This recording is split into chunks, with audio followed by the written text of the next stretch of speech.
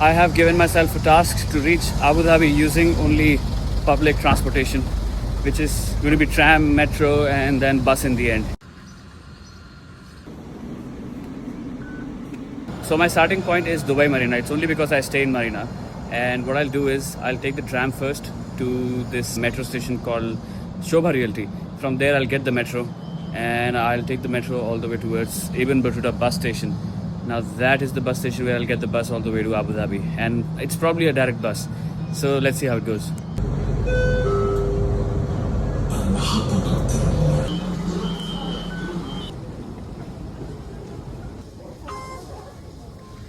I am choosing the gold class cabin only because I had a gold Knoll card. So I'm just making use of that.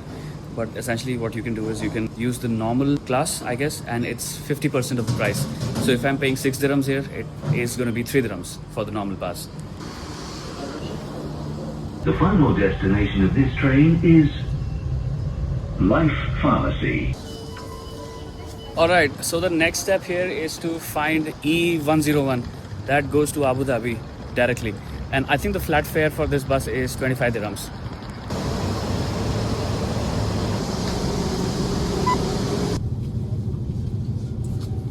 This is a bit crammed up for sure.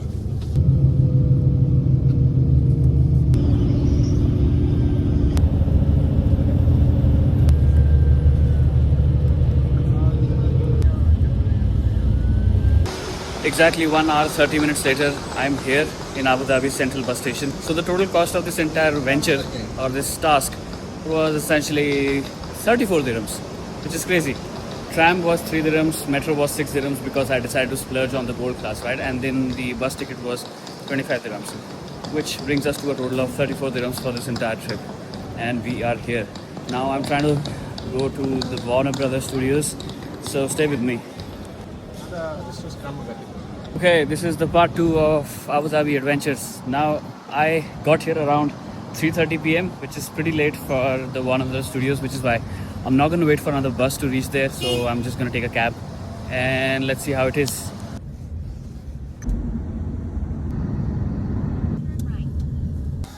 Okay, so I'm finally here at Warner Brothers World.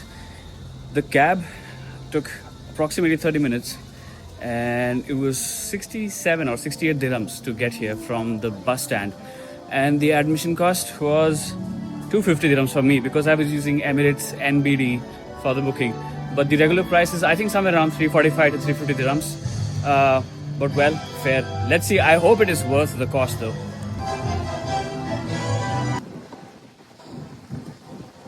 So you can potentially skip the queue if you get the tickets online. The entry was a bit of a hassle, but as soon as I got inside, this feels like a different world, really. It's just like you have this artificial sky up top and then you have all the themes in different buildings. It's just interesting.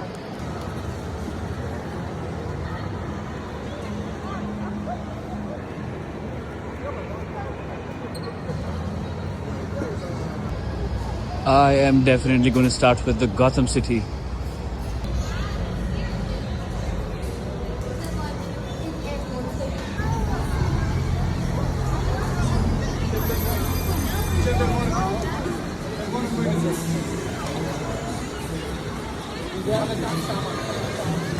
I think this is what.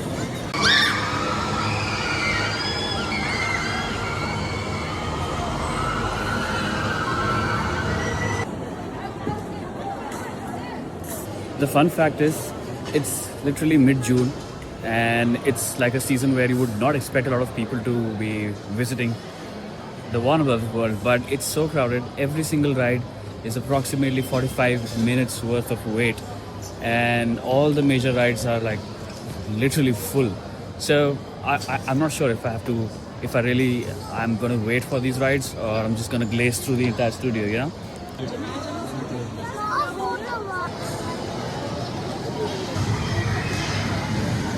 There are literally so many kids everywhere.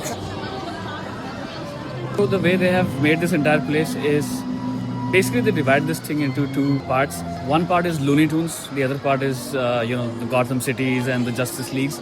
So right now I am at the Looney Tunes place, which is extremely cartoonish, and the Gotham City was extremely dark, you know.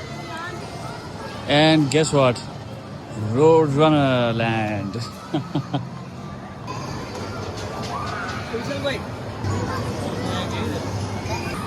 60 minutes wait time. That is crazy. So these are the general rides here, and these are the general waiting times.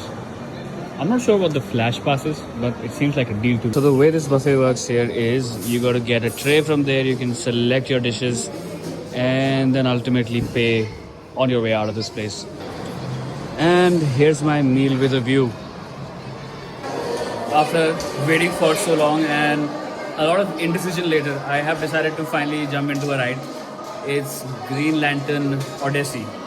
And well, the wait time was 45 minutes, but since I was just riding solo, so this guy led me to the flash pass queue. The flash pass queue is something that you can get by paying extra 200 dirhams.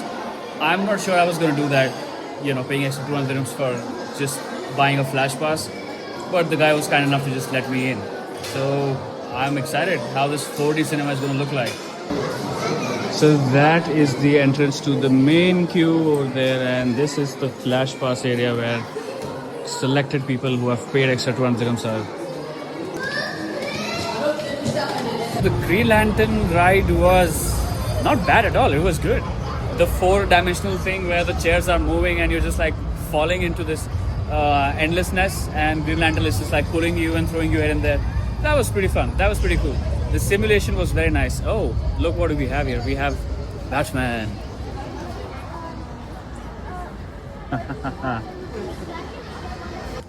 That was pretty much it. And now I'm headed back once again to the bus stop. I'm going to do the same thing. Going to take the bus all the way to Ibn Battuta metro station, and then probably going to take a metro to Shobha Realty, then get down at Dubai Marina, and that's how I'm going to head home. But for the verdict, I would say the experience is for kids.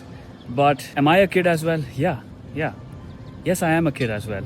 So I'm also happy with this entire experience. But I would still give it an 8 on 10, which is fine, which is a good experience. So we are back to the bus station. Let's talk about total costing, the total time it took, and how was the overall day. The total cost to reach here was, as you guys know, 34 dirhams. And then I took a cab to Yas Island. That was another 68 dirhams. And then the cost for the ticket for Warner Brothers World was 255 dirhams. And then inside I had a meal which was like a 5 on 10 meal, and that costed me 109 dirhams. After that, I took a cab back to the bus stop, which was apparently 82 dirhams. Well, I think it was because of Salik, or maybe a different route, but this has been the total costing. And the total time that it took me to get to Abu Dhabi from Marina was approximately 2.5 hours, and then to reach Yas Island from the bus stand was another half an hour. And now inside the Warner Brothers World, I took like 3 hours, 2.5 to 3 hours to get back here, another 30 minutes, and probably going back to Marina from here is going to be another 2 hours in total. So that was the entire day, and I'm going to be updating you guys once I reach Dubai Marina back. So for going back, we have a different kind of bus, but it is under Dubai RTA. We have a charging spot here and a holder. Apart from that, everything is the same. Seats are a bit comfier.